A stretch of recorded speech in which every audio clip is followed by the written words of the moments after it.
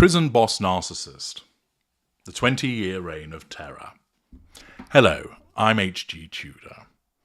I've provided you with an excellent example of a female narcissist who would engage in physical violence amongst other manipulations towards her intimate partner, primary source, her husband, in the series The Prison Boss Narcissist. This enables you to understand the way that she treated her husband, the way that she engaged in the seduction of other people, her use of lieutenants, and also how it impacted upon her husband. If you haven't watched that series, I would encourage you to do so that you can understand how many instances of domestic abuse and domestic violence actually involve a narcissist. It also helps you understand why it is that the male victim in this instance continued to remain with his abuser and didn't, for instance, fight back as many people might expect him to do so. The prison boss narcissist Cherie Spencer, who terrorised her husband Richard at their East York's home, is back in the news again, as more information is released about what went on, and in relation to a television programme that has been made about her behaviour. This enables us to understand more about the narcissistic dynamic between her and her victim former husband. Stuart Carr and Kevin Donald write for the Daily Mail. Chilling, never-before-seen footage from a nanny cam has revealed the moment a battered husband cowered on the floor while his wife hurled abuse at him, tirade, ignition of heated fury, and brandished a knife, threat of physical violence, in their home during her 20-year reign of terror.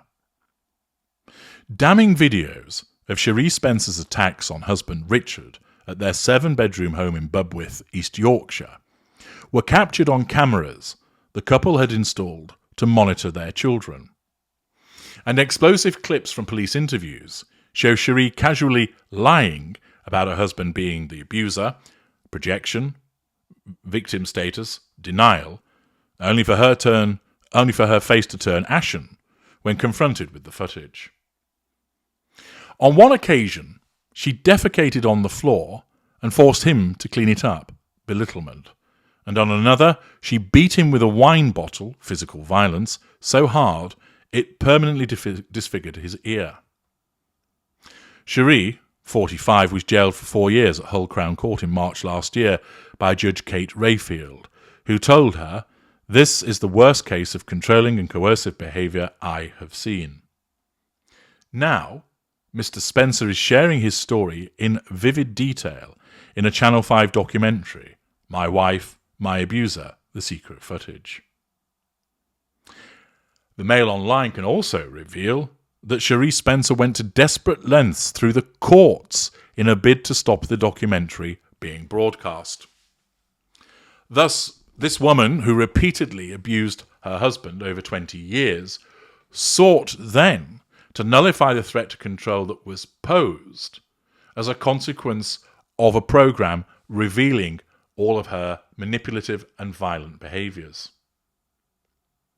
The footage, obtained from the nanny cam, gives a chilling real-life echo of Harlan Coben's Netflix adaptation Fool Me Once, starring Michelle Keegan. In it, Keegan plays a woman who installs a small camera to keep watch over a young daughter, only to recognise an eerie figure from her past creeping into her home.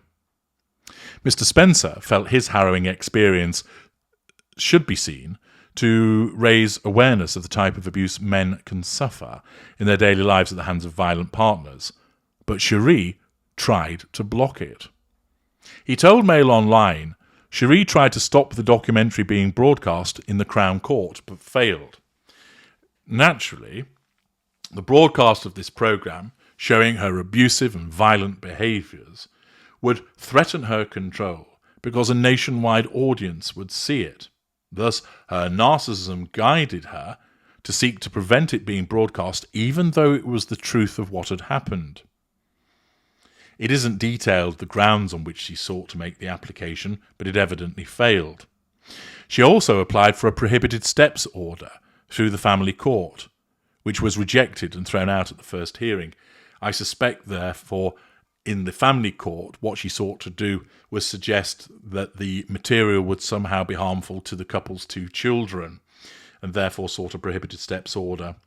Thus, the narcissist is using the court process to nullify threats to control, but she failed. The broadcast apparently had been delayed due to the legal challenges for about 6 months, but now it's finally going to be shown. Mr. Spencer explained that he was hopeful that the film will be well received and will make a difference. The hidden nanny cam gave a vital way out for battered husband Mr. Spencer after he endured years of physical and verbal abuse from his wife that left him broken on the floor in a fetal position. Mr. Spencer had met his wife in a nightclub, Hunting Ground, in 2000, and the pair married on a Thai beach in 2009. After they welcomed the eldest of their 3 daughters in 2015, Mr. Spencer installed the nanny cam so they could keep watch over her. Instead, footage showed furious wine-fueled tirades in which Cherie would call her husband fat boy, a pussy, and dum-dum, and inflict bruises and scratches that he would need to cover with makeup before going outside.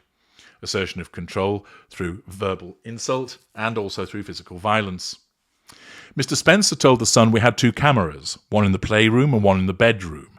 They were there for reassurance to keep an eye out because it's a big house. It was on something like a 28-day roll, where if something new came in, it would delete the old footage. When police finally became involved, Mr. Spencer handed over 43 images of his bruised face taken on different dates following savage assaults he had suffered. A police officer tells the documentary, "This has been going on for such a long time, that this is who he is, withdrawn and broken." Mr. Spencer said, "I just wanted the abuse to stop. I was in a situation there was no way out." Hull Crown Court heard that mother of 3 Cherie had carried out most of the attacks on her husband in the family home. Cherie worked at the highest levels for HM Prison and Probation Service and bragged, grandiosity, to friends that she had the ear of former Prime Minister Boris Johnson.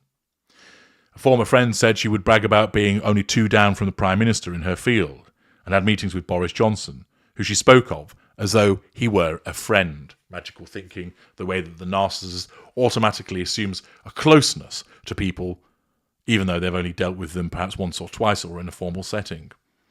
She was bragging about her high-flying career, grandiosity, while subjecting her poor husband, a lovely man, to daily abuse, degradation and humiliation. Within months of becoming a couple in 2000, Richard endured her violent rages, heated ignited fury, which happened whether she was drunk or sober. The worst of the assaults on him happened in April 2021, when his wife attacked him with the empty wine bottle. Mr. Spencer, who stands at 5'10", told the court that although he was bigger and physically stronger than his petite wife, he did not fight back when she began to attack him. He said he almost became immune to the physical abuse she meted out, even though she would cause him immense pain by sinking her teeth into him.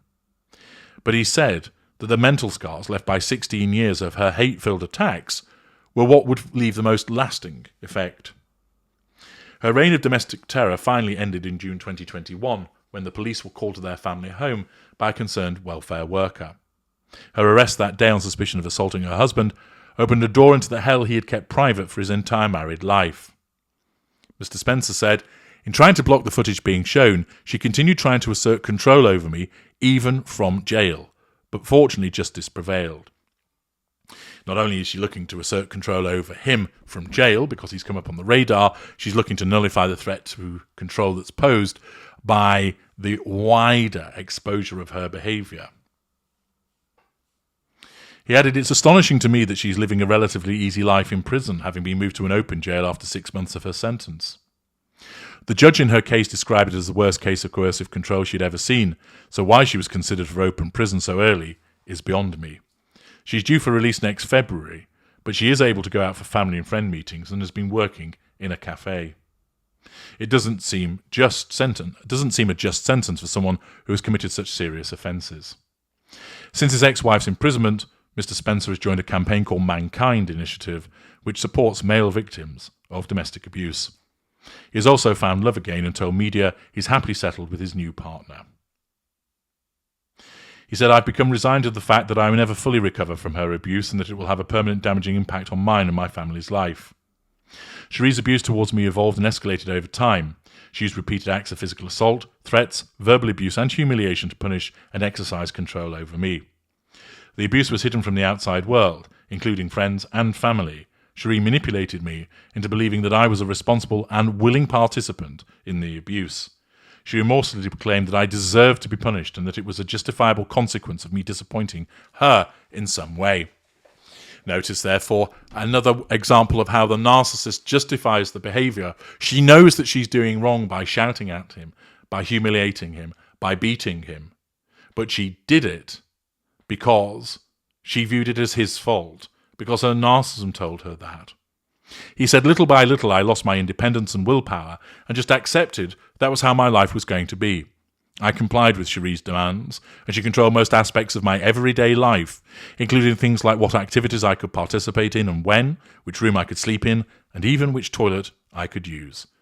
Gradually, I became isolated, another form of manipulation, from family and friends, and was left deep in debt, financial control, causing me to feel trapped.